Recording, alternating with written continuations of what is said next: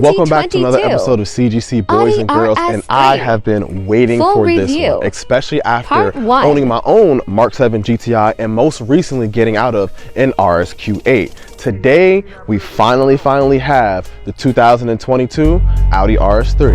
And this one is special, of course, with Audi and Volkswagen as a group getting ready to kill all of their internal combustion engine cars around 2033.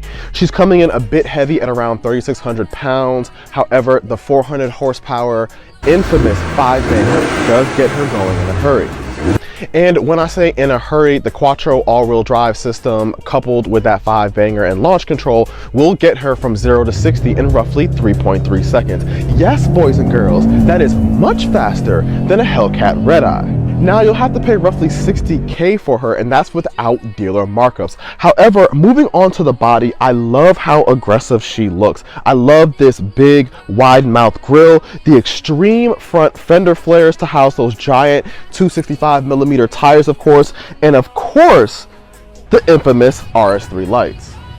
The RS3 is roughly 1 inch lower to the ground than the A3, roughly ½ an inch lower than the S3, and it's even 2 inches wider than the S3 as well. It does have model-specific hubs, control arms, and even the front subframe. She comes standard with huge 14.8-inch front vented cross-drilled steel brakes that do come with a 6-pot caliber. Also, it has a nice little black spoiler on the back of the vehicle that is a nice touch. Now, contrary to popular belief, the vehicle is front wheel biased, and that is evident by the tire size that comes standard: 265s in the front and 245s in the rear. The vehicle can send roughly 50% of its torque to the back wheels, and with the RS torque rear mode, or the drift mode, it can send up to 100 power to the outside wheels. More on this later. The interior is rather handsome, from this Alcantara wrapped steering wheel to this upside down door handle, but I cannot say I enjoy the absolute tsunami of black gloss plastic across the entire cabin. Now, I understand in general it looks pretty cool to look at. However, Audi, for $60K, I get a whole bunch of plastic? The 12-inch Digi-Dash is fire, with a bunch of different customizable settings to make the vehicle yours, and a bunch of different movement and motions when you switch between different modes. The 10-inch touchscreen in the middle of the vehicle is acceptable. However, my favorite part about the car is probably all these different accents in the interior, such as the green stitching, a little bit of green suede here. You even have green accented seat belts, and also the vents have green accents as well to match the exterior of the vehicle. Fire.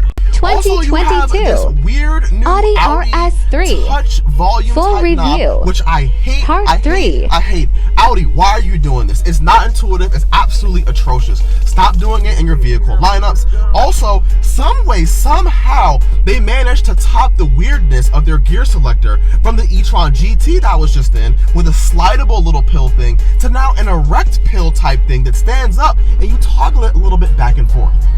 Now, onto my favorite portion, the performance. The 2.5-liter infamous Audi 5-banger puts out a whopping 401 horsepower, 1 horsepower up from the previous generation RS3, and 369 foot-pounds of torque, up from the 354 foot-pounds in the last vehicle. Now, actually, something that I didn't expect, one of my favorite things about the 5-banger is just its charisma. It is such more of a joyful, playful engine than a regular Audi 4-banger, and it sounds completely unique, deep, throaty, and completely engaging.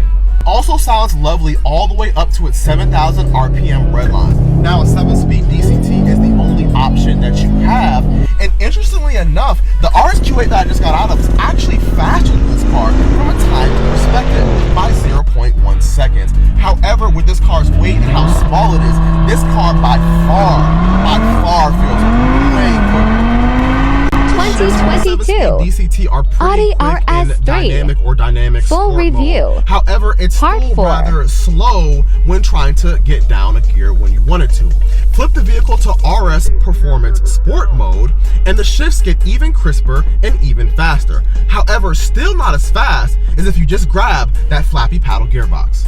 For the first time ever, RS Performance Mode allows you to adjust the torque between the front and the rear of the vehicle as well.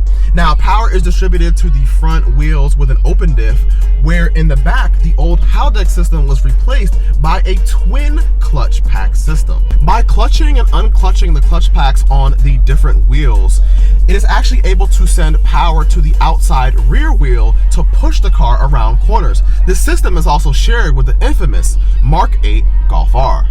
Now, on to driving dynamics. Driving the car itself is extremely fun.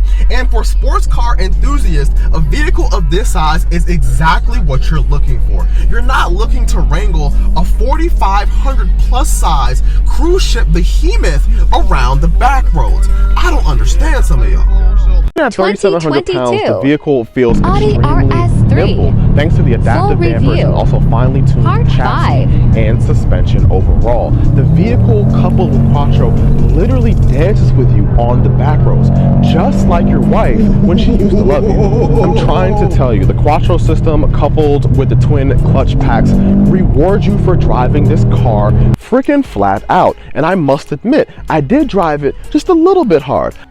The 6-pot calipers in the front are more than enough to stop a vehicle of this weight, and I know I keep going back to it, but it cannot be stated enough. While driving this vehicle hard, you really truly feel the twin clutch in the back, sending and clawing power to the outside wheel to make sure it pushes you around those bends. Now, since the vehicle is a turbo 5-banger, there is a small little bit of turbo lag down on the bottom end. However, when you get the vehicle going, it literally moves like a bat out of hell all the way to the 7,000 RPM red line. Now, the one big gripe that I do have about the driving characteristics of this car is the extremely slow roll time compared to how freaking hard the car launches.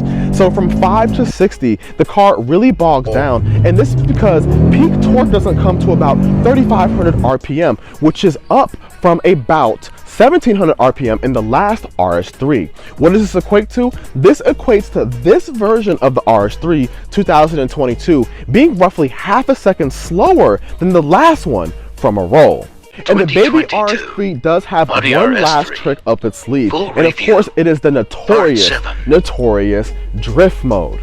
Now, it is not a true drift, as the car again is mostly front wheel biased. However, the drift mode does allow you to send 100% of available torque to the outside rear wheel, thus allowing you to have a little bit of fun. I had to try it just one time. Overall, the RS3 is a magnificent car. However, it is rather expensive at $60K. However, with the hardware you're getting, plus a launch time of 3.3 seconds, it is nothing to sneeze at. If you wanted to just simply build an Audi A3 or S3, you could try, but it's simply not going to match the dynamics of this RS3, as it has way too many specific model designated components, such as the front subframe. Overall, I would really say I finally get to understand and experience the RS3 hype train. In comfort or auto mode, the car is extremely docile and rather comfortable for a car that's this aggressive. Man, after this experience, you never know. I may even have to lease one of these things. Overall, thank you Audi once again for making and giving us this unique 5-banger experience, especially before you finally close the curtain on all of internal combustion cars.